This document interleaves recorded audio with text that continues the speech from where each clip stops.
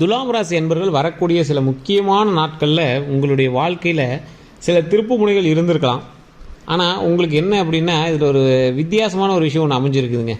இந்த வீடியோ முழுசாக பாருங்கள். உங்களுக்கு ஒரு சுவாரஸ்யமான விஷயம் தகவல் எல்லாமே தெரிஞ்சுக்கலாம். அது மட்டும் இல்லாமல் உங்களுக்கு ஒரு மாற்றம் ஏற்படுவதற்கான ஒரு காலகட்டமும் நடுவில் இருக்குது. அந்த காலகட்டத்தை நீங்கள் எப்படி தெரிஞ்சுக்கணும், அந்த மாற்றத்தை உங்களுக்கு ஈக்குவலாக எப்படி அதை நீங்கள் மெருகேற்றிக்கணும் அப்படிங்கிறத அந்த வீடியோவேங்க. நிறைய பேர் கேட்கக்கூடிய ஒரே கேள்வி என்ன அப்படின்னா, சார் இந்த துலாம் ராசி அப்படிங்கிறது ஒரு இறைவனுடைய தெய்வீக அருள் பெற்ற ராசி அப்படின்னு சொல்கிறாங்க, குலதெய்வத்தினுடைய அருள் பெற்ற ராசி அப்படின்னு சொல்கிறாங்க, குலதெய்வத்தினுடைய மிகப்பெரிய ஆற்றல் கொண்ட ராசி அப்படின்னு சொல்கிறாங்க. ஆனால் இந்த ராசி தான் அதிகமான கஷ்டங்களை அனுபவித்த ராசி அப்படின்னு சொல்லுவாங்க. ஒரு 20 வயது வரைக்கும் இவங்க படாத கஷ்டமே இருக்காது. 20 வயதுக்கு மேலேயே கொஞ்சம் ரிலாக்ஸாக இருக்கலாம்னு நினச்சா 20 வயசுக்கு மேலே தான் அவங்களுடைய குடும்ப பாரமும் சேர்ந்து அவர்களே வாட்டி வதைக்கக்கூடிய காலகட்டமாக இருக்கும். சில நாட்கள் உணவுக்கு பஞ்சமாக இருந்திருப்பாங்க, சில நாட்கள் உடல் சம்மந்தப்பட்ட பிரச்சனைகள் இருந்திருப்பாங்க, சில நாட்கள் குடும்ப சம்மந்தப்பட்ட பிரச்சனைகள் இருந்திருப்பாங்க, சில நாட்கள் பணம் சம்மந்தப்பட்ட பிரச்சனைகளில் நிறைய பாதிக்கப்பட்டிருப்பாங்க. இந்த ராசிக்காரர்களை பொறுத்த வரைக்கும் குலதெய்வம் எந்த அளவுக்கு துணையாக இருக்குதோ குலதெய்வமும் உங்களோட ஒரு சக மனிதனாக செயல்பட ஆரம்பிக்கும். நீங்கள் கேட்குறத கொடுக்குதா அப்படின்னா மன மகிழ்ச்சி, உங்களோட பிரச்சனையிலேருந்து சால்வ் ஆகி வெளியே வரதுக்கான வழியை கொடுக்கும். நீங்கள் இந்த துலாம் ராசிக்காரர்கள் இந்த வீடியோ பார்த்துட்டு இருந்தீங்க அப்படின்னா மறக்காமல் கமெண்ட் செக்ஷனில் டைப் பண்ணுங்கள். உங்களுடைய இக்கட்டான சூழ்நிலை ஏதோ ஒரு தெய்வம் உங்களை காப்பாற்றிருக்கும், ஏதோ ஒரு விஷயம் உங்களை அப்படி டைவர்ட் பண்ணியிருக்கோம். சார் ஒரு எட்ஜ் வரைக்கும் போய் நிற்பீங்க சார், எப்படி நீங்கள் வெளியே வந்தீங்கன்னு தெரியவே தெரியாது, ஆனால் கடவுள் புண்ணியத்தில் வெளியே வந்தீங்கன்னு சொல்லுவாங்க. அந்த இடத்துல இருக்கா சார் உங்களோட குலதெய்வம். உங்களுடைய குலதெய்வத்தினுடைய அருள் 100% இருக்கக்கூடிய ஒரே ராசி துலாம் ராசி. நல்லா நோட் பண்ணி பாருங்கள். நீங்கள் எங்கே வேணாலும் போய் நோட் பண்ணி பாருங்கள். நிறைய பேர் இதை ஒத்துக்க மாட்டாங்க.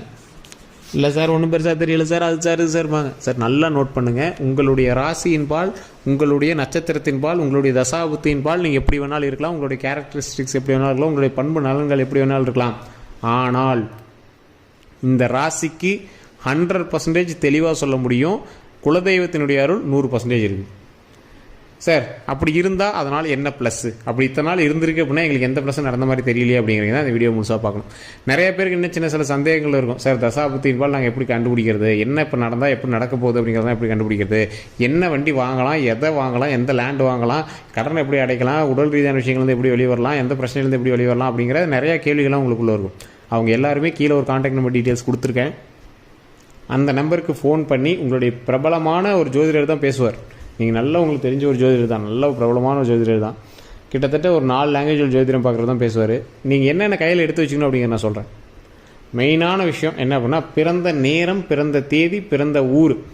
பிறந்த நேரம் நிறைய பேர் தெரியலங்கிறீங்க, அப்ராக்சிமேட்டாக சொல்கிறேன் சார் அப்படிங்கிறீங்க. அதெல்லாம் சின்ன வேரியேஷன் இருந்தாலும் ரொம்ப நிறைய வேரியேஷன் சொல்லும் சார். உங்களுக்கு தேவையான எல்லா விஷயத்துக்கும் சொல்யூஷன் அவர்கிட்ட இருக்குது. ஸோ ஆனால் உங்களுடைய டாக்குமெண்ட்ஸ் கிளியராக இருக்கணும். உங்களுடைய பிறந்த நேரம், பிறந்த தேதி, பிறந்த ஊர் உங்களுக்கு தெரிஞ்சிருக்கணும். இல்லை சார் எங்களுக்கு ஓரளவுக்கு தெரியும் அப்படின்னாலும் பிரச்சனை இல்லை, நீங்கள் ஃபோன் பண்ணுங்கள், அதுக்கான வழியை அவரே சொல்லுவார். எந்த இறைவனை வணங்கினால் உங்களுக்கு தற்போது எந்த தெய்வத்தினுடைய ஆற்றல் உங்களுக்கு கிடைக்கும் அப்படின்னு சொல்லுவார். நிறைய பேர் ஜாதகமே இல்லாதவங்களாம் ஃபோன் பண்ணுவாங்க. சார் இப்போ எப்படி இந்த விஷயத்தில் தப்பிக்கிறது, இந்த ஜாதகம் தான் சொல்கிறாங்க, எப்படி தப்பிக்கிறது அப்படின்லாம் இருப்பீங்க. அவங்களாம் இவருக்கு ஃபோன் பண்ணுங்கள், எல்லா விஷயத்துக்கும் ஆன்சர் வச்சுருக்காரு சார். அப்ராக்சிமேட்டாக நீங்கள் உள்ளே போனீங்க அப்படின்னா கூட அக்யூரேட்டாக உங்களோட லைஃப்பை பற்றி சொல்லுவார். ஸோ அந்தளவுக்கு ஒரு பிரபலமான நம்பர் தான் நான் கொடுத்துருக்கேன். நீங்கள் ஜஸ்ட் கால் பண்ணி கேட்டு தெரிஞ்சுக்கோங்க. நீங்கள் ரொம்ப மிகைப்படுத்தி பேசுகிறதுனால நினச்சிங்கன்னா சரி, இல்லை எப்படி இருந்தாலும் சரி, உங்களுக்கு உள்ளே போயிட்டு இருந்தீங்கன்னா உங்களுக்கே அதோட அவுட்புட் தெரிய ஆரம்பிங்க. சார் நீங்கள் சொன்னது உண்மை தான் சார், ஏதோ ஒன்று இருக்குது சார் அப்படிம்பீங்க. ஸோ அந்தளவுக்கு அவர் எல்லாமே பேசுவார்.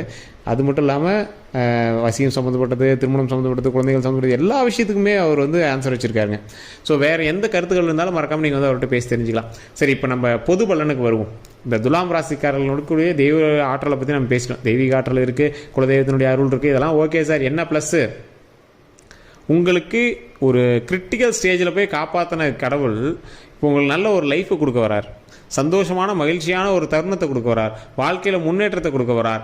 எந்த ஒரு விஷயத்தில் நீங்கள் ரொம்ப நாளாக தயங்கி நின்னீங்களோ அந்த விஷயத்தில் உங்களோட முன்னாடி நிறுத்தி உங்களை முன்னாடி ஒரு நல்ல மரியாதையோட, நல்ல ஒரு நீண்ட ஆரோக்கியத்தோட, நல்ல ஒரு உடல் ஆரோக்கியத்தோட, நல்ல நீண்ட ஆயுளோட கடவுள் நமக்கு ஒரு நல்ல வாழ்க்கையை கொடுக்க போகிறார். நீண்ட ஆயுள் துலாம் ராசி இனி வரக்கூடிய நாட்களில் நீண்ட ஆயுள் தருவதற்கு இறைவனை பிரார்த்திக்கணும். ஸோ கண்டிப்பாக கடவுள் கொடுப்பார்.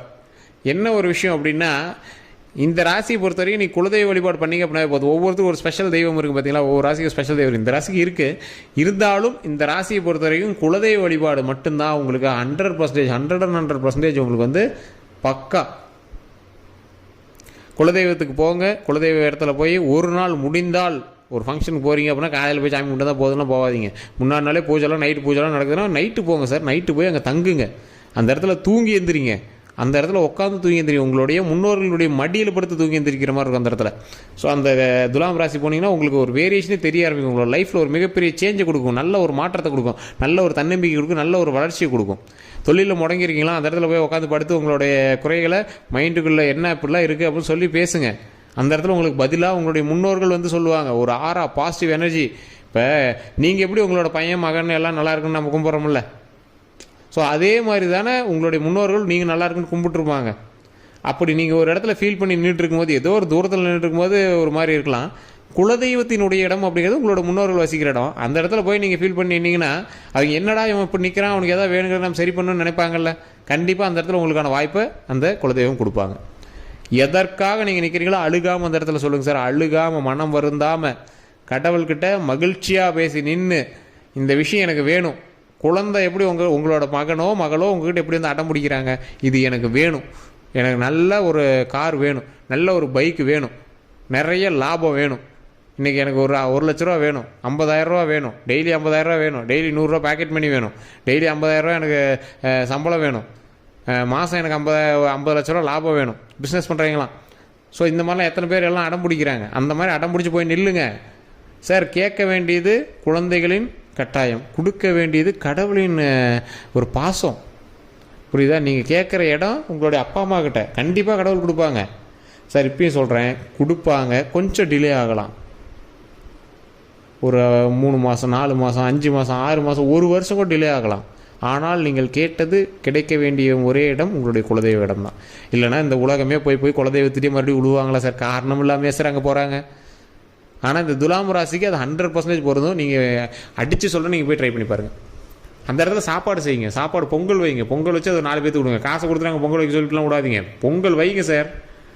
உங்களுடைய மனைவி பொங்கல் வைக்க சொல்லுங்கள். உங்களுடைய தாய் தந்தை இருந்தாங்கன்னா பொங்கல் வைக்க சொல்லுங்கள். உங்கள் மகன் இருந்தானா பொங்கல் வைக்க சொல்லுங்கள். உங்களோட மருமகள் இருந்தாங்கன்னா பொங்கல் வைக்க சொல்லுங்கள்.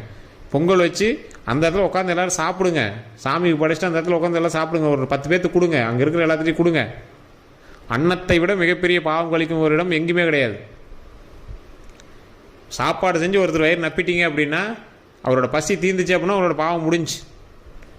அதுவும் உங்களுடைய குலதெய்வத்தை இடத்துல பண்ணீங்க அப்படின்னா, உங்களுடைய பரம்பரை வீட்டிலேருந்து ஒருத்தர் சோறு போட்ட விஷயம் உங்களுடைய முன்னோர்களும் மன திருப்தி அடைவாங்க. நான் என் கையால் இன்றைக்கி சாப்பாடு போட்டேன், என் மகன் போட்டான்டா சோறு அப்படிங்கிற மாதிரி. அதே மாதிரி நீங்கள் இருக்கக்கூடிய இடம் ஒரு தெய்வத்தினுடைய ஆலயம். அந்த இடத்துல உணவளிக்கும் போது உங்களுடைய பாவங்கள் தீர்கிறது, உங்களுடைய முன்னோர்களுடைய பாவங்கள் தீர்கிறது. அப்போ உங்களுடைய ஜென்ம ரீதியான பலன்களும் கர்மாக்களும் தீர்கிறது. ஸோ அப்போ என்ன நடக்குது? ஆட்டோமேட்டிக்காக இறைவனுடைய அருள் தடைபட்டு இருந்த விஷயங்கள் எல்லாம் நடக்கும். குழந்தை பேர் இல்லாதவங்களாம் அதை பண்ணி பாருங்க, கண்டிப்பாக குழந்தை பேர் உண்டாகும். அதே மாதிரி நான் முன்னிருந்து செய்யறேன் அப்படின்னு போய் சாமிக்கு முன்னாடி இருந்து எல்லா விஷயத்தையும் செய்யக்கூடாது. சாமி கோயில் கட்டுறதோ இல்லை கோயிலுக்கு ஏதாவது விஷயங்கள் நடக்கிறதோ, நீங்கள் தர்மகர்த்தா வரீங்க நானே தான் முன்னெடுத்து செய்வேன் அப்படின்னு பண்ணுறதுலாம் அதெல்லாம் முன்னெடுத்தலாம் நம்ம பண்ணவே கூடாதுங்க. சாமி நம்ம தூரத்துலேருந்து கும்பிட்டாலும் சரி, கடவுள் நம்ம வணங்கினாலும் சரி, கடவுளுக்கு என்ன வேணுமோ அதை நம்ம செஞ்சு கொடுக்குறோம், அருள் பெறுறோம், வாங்கிட்டு வந்துடுறோம். முன்னடந்து போய் செய்யக்கூடிய விஷயங்கள் நிறைய பேர் செய்யக்கூடாது. அது நிறைய பேர் மைண்டில் வச்சுக்கோங்க. அது இந்த கும்பராசிக்காரில் தனுசு ராசிக்காரில் நிறைய பேருக்கு அது மேட்ச் ஆகும். அப்படி பண்ணவங்களோட ஃபேமிலியெலாம் பேக்ரவுண்ட்ஸ்லாம் நோட் பண்ணி பாருங்கள். கோவிலுக்கு முன்னடந்து கோவிலினுடைய விஷயத்தை எடுத்துக்கட்டி செய்யக்கூடியவர்களுடைய விஷயத்தெல்லாம் கொஞ்சம் நோட் பண்ணி பாருங்கள். ஃபேமிலியோட மேட்டர்ஸ்லாம் நோட் பண்ணி பாருங்கள். ஸோ அதனால் சில விஷயங்கள்லாம் தெரியாமல் கையை வச்சுருது அவங்களாம். கடவுள் வளர்த்தி தான் கொடுக்குங்க, ஒன்றும் பிரச்சனை இல்லை. ஆனால் தெரியாமல் கையை வச்சு அது ஏதோ ஒரு பக்கம் திருப்பி விட்டுக்கூடாது. பொங்கல் வைக்கிறீங்க, சாமிக்கு படைக்கிறீங்க, சாப்பிட்றீங்க, ஒரு 10 பேருக்கு சாப்பாடு போடுறீங்க, உங்களுடைய பாவத்தை தீக்கிறீங்க, மகன மகிழ்ச்சியோட உங்களுக்கு என்ன தடைப்பட்டிருந்தோ, திருமணம் தடைப்பட்டிருந்தா திருமணம் நடக்கிறதுக்கான வழிமுறையை கடவுள் கேட்டு வணங்கிட்டு வரீங்க. குழந்தைகள் விஷயமா குழந்தைக்கான விஷயத்தை கடவுள்கிட்ட மட்டும் தான், குலதெய்வத்தை மட்டும் தான் ஃபஸ்ட்டு வணங்க முடியும். அதை சொல்லி பிரச்சனைகள் சால்வ் பண்ணிட்டு வரீங்க. தொழில் ஏதாவது மாற்றங்கள் ஏற்படணுமோ அதுக்கும் உட்காந்து பேசி அந்த இடத்துல மைண்டோட ஒரு ஃப்ரீ மைண்டடாக நல்லா தூங்கி எந்திரிச்சு ஃப்ரெஷ்ஷாக அப்படியே பேசிவிட்டு அதை கொஞ்சம் கிளியர் பண்ணிட்டு வாங்க. ஸோ இந்த மாதிரி மாதத்துக்கு ஒரு முறை, வருடத்திற்கு ஒரு முறை போய் பண்ணிங்கன்னா, வருடத்துக்குலாம் இல்லை மாதம் போய் பாருங்கள், உங்களுக்கு ஒரு வேரியேஷன் தெரியும். எல்லோரும் போய் இருக்கிற அன்னைக்கு போகணும்லாம் அவசியமே இல்லை சார். கோயிலில் பூசாரி தவிர வேறு யாரும் இல்லை சார். போய் கும்பிடலாமா? நல்ல நாள் தானே, கெட்ட நாளாக இருந்தாருண்ணா, தேய்பிரியாக இருந்தாருண்ணா, வளர்பிரியாக இருந்தானே, அமாவாசையாக இருந்தானே, பௌர்ணமி தான், அன்னைக்கு போங்க சார். நீங்கள் போய் உட்காந்து பாருங்கள் சார். உங்களோட அப்பா அம்மாவுக்கு அமாவாசை பௌர்ணமி தான் சோறு போடுவீங்களா? உங்களுடைய அப்பா அம்மாவுக்கு நல்ல முக்கியமான நாளில் தான் போய் பார்ப்பீங்களா? அப்படிலாம் இல்லைல்ல. அப்போ கடவுள் யார்? உங்களுடைய அப்பா அம்மா தான். குலதெய்வம் யார்? உங்களுடைய தாத்தா பாட்டி தான். போய் அந்த இடத்துல உட்காருங்க, சாமியை கும்பிடுங்க, மன மகிழ்ச்சி நடக்குதா இல்லையான்னு பாருங்கள். இந்த துலாம் ராசிக்கு தடைப்பட்டு இருந்த விஷயங்கள் கிளியர் ஆகுவதற்கான நேரம் இப்போது. அது இந்த நேரத்துலேயே உங்களுக்கு கிளியர் ஆகலை அப்படின்னா உங்களுடைய முன்னோர்களுடைய சாபமோ பாவமோ இல்லை கர்மமோ ஏதாவது இருந்துச்சு அப்படின்னா அந்த கர்மத்தை பாவத்தை சாபத்தை எல்லாத்தையும் விளக்கிடுங்க. இத்தோடைய பாவங்கள் கர்மாக்கள் சாபங்கள் தொலைந்தது, அவ்வளோதான். கெட்ட கர்மாக்கள் எல்லாம் தொலைந்தது. ஸோ இதற்கு மேலே மனம் மகிழ்ச்சியும் சந்தோஷமும் உடல் ஆரோக்கியம் நீண்ட ஆயுள் மட்டும்தான் இருக்கும். ஸோ இதுதான் கடவுள் நமக்கு கொடுக்குறதுங்க. ஸோ இதை மைண்டில் நல்லா வச்சுக்கோங்க. குலதெய்வ வழிபாடு பண்ணுங்கள். டாக்குமெண்ட் ரீதியான விஷயங்கள், வண்டி வாகன விஷயங்கள், அதே மாதிரி பெண்கள் சம்மந்தப்பட்ட விஷயத்தில் எதுவும் தலையிட்டு பிரச்சனைகள் மாட்டுறது, இந்த மாதிரி விஷயத்தில் கொஞ்சம் கவனமாக இருங்க. தேவையில்லாமல் ஒரு சண்டைக்கு போகிறீங்க, உங்களை ஜாமீனாக கூட்டு போகிறாங்க, இல்லை நீங்கள் ஒரு பிரச்சனை சால்வ் பண்ணி வைக்க போகிறீங்க அப்படின்னா அதெல்லாம் கொஞ்சம் அவாய்ட் பண்ணிக்கோங்க. ஸோ இந்த மாதிரி விஷயங்கள் கொஞ்சம் கவனமாக இருந்தீங்கன்னா போதுமானது. ப்ரெஷர் ஆகாதீங்க, டென்ஷன் ஆகாதீங்க, தேவையில்லாமல் ஒருத்தர் திட்டாதீங்க, வயதானவர்களை திட்டாதீங்க, வயதானவர்களுக்கு உணவளிக்கும் போது பேசாதீங்க. உங்களோட மாமனார் உண்மையாருக்கோ இல்லை உங்களுடைய தாய் தந்தையருக்கோ உணவளிக்கும் போது எதுவும் தகாத வார்த்தையில் பேசிடக்கூடாது. முன்னோர்களுடைய பார்த்து நீங்கள் வாங்கவே கூடாது. இதுதான் துலாம் ராசிக்கு ஒரு முக்கியமான விஷயம். ஸோ வேறு எந்த ஒரு விஷயமா இருந்தாலும் மறக்காமல் கமெண்ட் செக்ஷனில் பதிவிடுங்க. அதே மாதிரி உங்களினுடைய குறைகளை தீர்ப்பதற்கு கீழே ஒரு கான்டாக்ட் நம்பர் டீட்டெயில்ஸ் இருக்குது. அந்த நம்பருக்கு ஃபோன் பண்ணி உங்களுடைய பிறந்த தேதி, பிறந்த நேரம், பிறந்த ஊர் சொன்னீங்களா உங்களுடைய பிரச்சனைகள் எதுவாக இருந்தாலும் அவங்க சொல்யூஷன் சொல்லுவாங்க. வேறு எந்த கருத்துக்காக இருந்தாலும் மறக்காமல் நீங்கள் பேசி தெரிஞ்சுக்கலாம். எல்லோருக்கும்